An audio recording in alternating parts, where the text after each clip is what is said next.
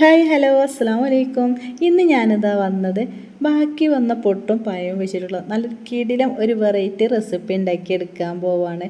വളരെ എളുപ്പത്തിൽ ആർക്കും ഉണ്ടാക്കിയെടുക്കാൻ പറ്റിയ റെസിപ്പി എല്ലാവർക്കും ഇഷ്ടപ്പെടും. അപ്പോൾ ഈ റെസിപ്പി എങ്ങനെ ഉണ്ടാക്കിയെടുത്ത് കണ്ടു നോക്കിയാലോ.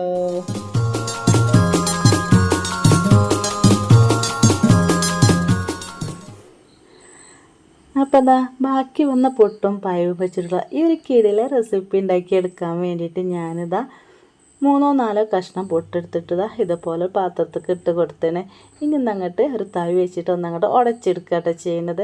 വളരെ എളുപ്പത്തിൽ ആർക്കും ഉണ്ടാക്കിയെടുക്കാൻ പറ്റിയ റെസിപ്പി എല്ലാവർക്കും ഇഷ്ടപ്പെടും. എല്ലാവരും ഉണ്ടാക്കി നോക്കണേ. ഇതിലേക്ക് ഞാൻ 2 കായ് പഴം എടുത്ത് വെച്ചിന്. ഒരു കായ് പഴം വെച്ചിട്ട് നമുക്ക് റെസിപ്പി ഉണ്ടാക്കിയെടുക്കാൻ പറ്റും. ഇനി ഇതുപോലെ കഷ്ണങ്ങളാക്കിയിട്ട് ഞാനിതാ ഒരു പാത്രത്തേക്ക് ഇട്ട് കൊടുത്തേനെ. വൈകുന്നേരമൊക്കെ മക്കൾ സ്കൂളിട്ട് വരുമ്പോഴേക്കും അല്ലെങ്കിൽ പിന്നെ വൈകുന്നേരത്തെ ചായക്കൊക്കെ ബെസ്റ്റാണ് കേട്ടോ ഈ ഒരു ബാക്കി വന്ന പൊട്ട് വെച്ചിട്ടുള്ള റെസിപ്പി. രാവിലത്തൊക്കെ ബാക്കി ഉണ്ടെങ്കിൽ വൈകുന്നേരം നമുക്ക് ഉണ്ടാക്കിയെടുക്കാൻ പറ്റും.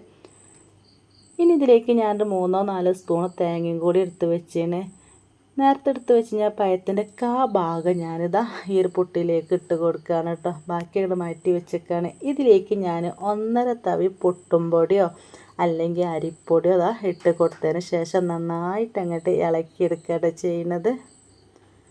ഇനി ഇതിലേക്ക് ഞാൻ വെള്ളം ഒഴിച്ച് കൊടുക്കുന്നുണ്ട്. കുറേശ്ശെ ഇങ്ങനെ വെള്ളം ഒഴിച്ച് കൊടുത്തതിന് ശേഷം അധികം അങ്ങോട്ട് വെള്ളമാവുകയാണെങ്കിൽ കുറച്ച് അരിപ്പൊടിയോ അല്ലെങ്കിൽ പുട്ടും പൊടിയോ ഇട്ട് കൊടുത്താൽ മതി കേട്ടോ. ഏകദേശം 1/2 ഗ്ലാസ് ഒരു വെള്ളം ഇതുപോലെ ഇങ്ങനെ കുതിരാൻ വേണ്ടിയിട്ടാണ് കേട്ടോ. ഞാൻ ഒരു 10 മിനിറ്റോളം ഇതുപോലെ വെള്ളം ഒഴിച്ച് കൊടുത്തതിന് ശേഷം ഒന്നങ്ങോട്ട് മൂടി വെക്കണേ.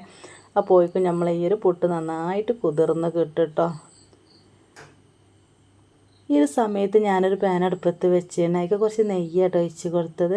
നമ്മൾ നേരത്തെ എടുത്ത് വെച്ച് ഞാൻ ബാക്കിയുള്ള പഴം ഈ ഒരു സമയത്ത് ഇതിലേക്ക് ഇട്ട് കൊടുത്തിട്ട് ചെറിയ തീയിൽ വെച്ചിട്ട് ഒന്നങ്ങോട്ട് വാട്ടിയെടുക്കുകട്ടോ ചെയ്യുന്നത്. ഒരുപാട് ടൈമൊന്നും വേണ്ട ഇത് ഉണ്ടാക്കിയെടുക്കാൻ. ആകെ 10-15 മിനിറ്റൊക്കെ മതി ഇത് ഉണ്ടാക്കിയെടുക്കാൻ. ഒരു പുട്ട് വെച്ചിട്ട് നമുക്ക് റെസിപ്പി ഉണ്ടാക്കിയെടുക്കാൻ പറ്റും കേട്ടോ. ഇനി ഇതിലേക്ക് നമ്മളെടുത്ത് വെച്ച് ഒരു തേങ്ങ ഇട്ട് കൊടുത്തതിന് ശേഷം ചെറിയ തീയിൽ വെച്ചിട്ട് ഇതുപോലെ അങ്ങോട്ട് ഇളക്കി കൊടുക്കുകയാണ്. കളറ് മാറുന്ന വരെ ഇളക്കി കൊടുക്കുകയാണ്. ഇങ്ങോട്ട് ചൂടാറാൻ വേണ്ടിയിട്ട് ഞാനൊന്നങ്ങോട്ട് മാറ്റി വെക്കുകയാണ് ചെയ്യുന്നത്.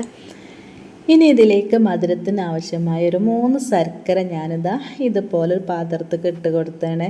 ഒന്നങ്ങോട്ട് കുത്തി പൊട്ടിച്ചതിന് ശേഷം ഞാനിതേക്ക് ഒരു 1/4 ഗ്ലാസ് വെള്ളം കൂടി ഒഴിച്ച് കൊടുത്തിട്ട് ലൈൻ ഉണ്ടാക്കിയെടുക്കുകയാണ് കേട്ടോ. അതിന് വേണ്ടി ഇതുപോലെ ഒരു കുത്തി പൊട്ടിച്ചാൽ പെട്ടെന്നൊക്കെ ഒരു താളം അങ്ങോട്ട് തളിച്ചാൽ മതിയേ.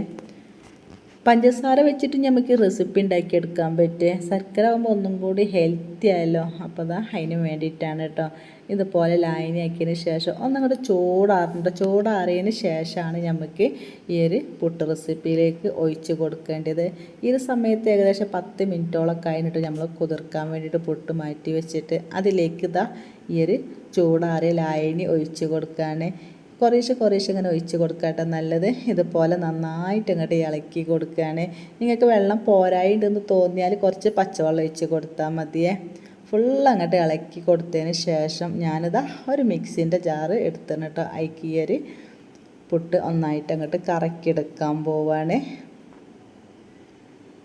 രാവിലത്തെ പുട്ട് വൈകുന്നേരമായിട്ട് ഞാൻ ഈ റെസിപ്പി ഉണ്ടാക്കിയെടുക്കുന്നത്.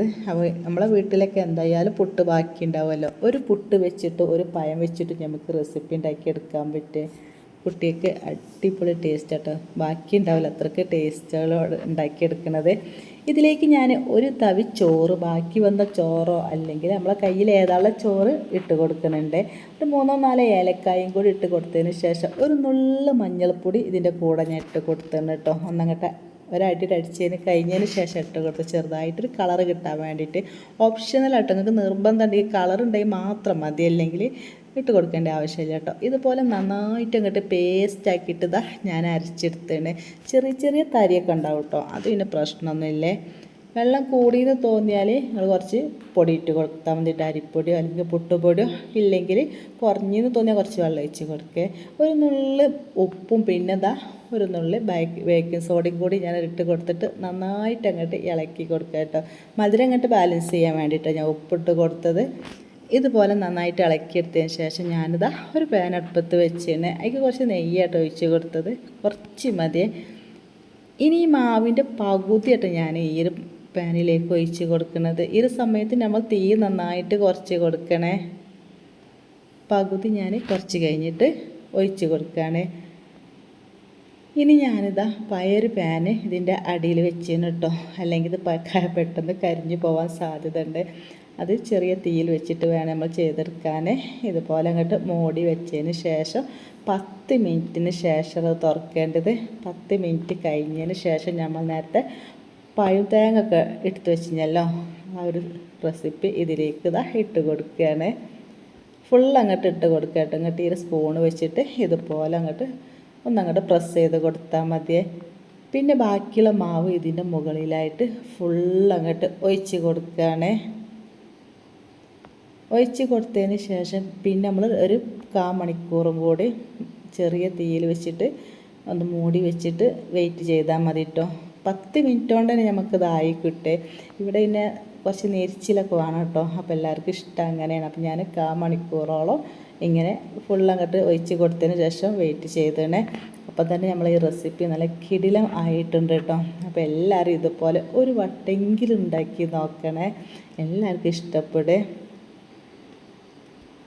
അങ്ങനെ 1/4 മണിക്കൂറിന് ശേഷം നമ്മൾ ഈ ഒരു റെസിപ്പി കണ്ടില്ലേ, ഇതുപോലെ കിട്ടിയതിന് ഈ സ്പൂൺ വെച്ചിട്ട് ഇതിൻ്റെ അടിക്ക് പിടിക്കാത്ത രീതിയിൽ അത്രയും വെയിറ്റ് ചെയ്ത് നിൽക്കണം കേട്ടോ. ഇനി ഞാൻ വേറൊരു പാനിലേക്ക് മറിച്ചിടാൻ വേണ്ടിയിട്ട് കുറച്ച് നെയ്യ് ഇതുപോലെ ഒഴിച്ച് കൊടുക്കണം കേട്ടോ. ജസ്റ്റ് ഒന്ന് അങ്ങോട്ട് പ്രസ് ചെയ്ത് കൊടുത്താൽ മതി. അപ്പോൾ നമ്മൾ ഈ കിടില റെസിപ്പി റെഡിയാണ്. ഇതിൻ്റെ അടിഭാഗമൊക്കെ നല്ല അടിപൊളിയായിട്ട് കിട്ടിയത് കേട്ടോ. അപ്പോൾ ഒരു 1/4 മണിക്കൂർ വെച്ചുകൊണ്ടാണ് ഇത്ര നെരിച്ചിലോടെ കൂടി കിട്ടിയത്. നിങ്ങൾക്ക് ഇത്ര നെരിച്ചിൽ വേണ്ടാന്നുണ്ടെങ്കിൽ 10 മിനിറ്റോളം മാത്രം മതിയേ. ഇതുപോലെ അങ്ങോട്ടും ഇങ്ങോട്ടും തന്നെ ഇളക്കി കൊടുത്തതിന് ശേഷം നമ്മളെ ഈ ഒരു കിടില റെസിപ്പി എല്ലാവർക്കും ഇഷ്ടപ്പെട്ടിട്ടുണ്ടാകുമെന്ന് വിചാരിക്കുകയാണ്. ഇഷ്ടപ്പെടുകയാണെങ്കിൽ വീഡിയോയ്ക്ക് ലൈക്ക് ചെയ്യാൻ മറക്കരുത്. പുതിയ കൂട്ടുകാർ കാണേണ്ടത് സബ്സ്ക്രൈബ് ചെയ്യാനും മറക്കരുത്. ഇതുപോലൊക്കെ ഉണ്ടാക്കി നോക്കിയിട്ട് അഭിപ്രായങ്ങളൊക്കെ നമ്മൾ കമൻറ്റ് ബോക്സിൽ അറിയിക്കണേ. ഇതുപോലെ വളരെ ഈസി ആയിട്ട് ഉണ്ടാക്കിയെടുക്കാൻ പറ്റിയ ഒരുപാട് റെസിപ്പികൾ നമ്മുടെ ചാനലിലുണ്ട്. കാണാത്തവരൊക്കെ ഉണ്ടെങ്കിൽ കണ്ടു നോക്കണേ. ഇന്നത്തെ വീഡിയോ അത്ര തന്നെ ഉള്ളൂ കേട്ടോ. ഇൻഷാ അല്ലാഹ് ഇതുപോലത്തെ നല്ല നല്ല റെസിപ്പികളൊക്കെ ആയിട്ട് ഇനിയും വരാം. അതുവരെ എല്ലാവരോടും അസ്സലാമു അലൈക്കും.